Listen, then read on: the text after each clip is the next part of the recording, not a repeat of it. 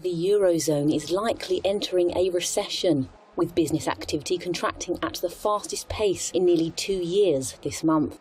New figures out Monday showed the cost of living crisis is keeping consumers cautious and sapping demand. Factories have been particularly hard hit by energy price rises, with supply chains still recovering from the health crisis also taking a hit from the conflict in Ukraine.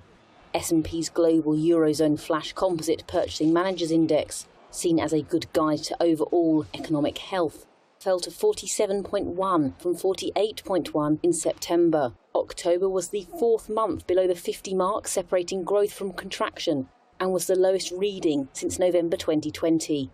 High energy costs mean the downturn in the German economy, Europe's largest, deepened in October, and the rate of manufacturing contraction was at its fastest in 2.5 years.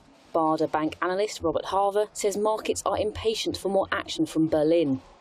Hier Parkett ist ganz klar die Meinung, die deutsche.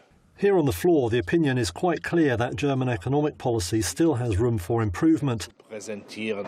Man muss ja die Gasversorgung, die Stromversorgung einigermaßen garantieren.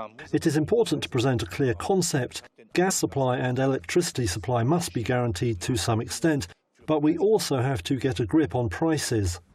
Concerns over rising inflation also weighed on the Eurozone's second biggest economy, France, and business activity there slowed.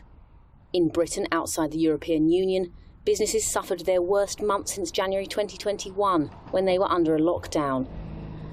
The country's political upheavals compounded concerns about inflation and rising interest rates. On Monday, it was announced that former Finance Minister Rishi Sunak will replace Liz Truss and become Britain's third Prime Minister in less than 2 months, following one of the most turbulent periods in British political history.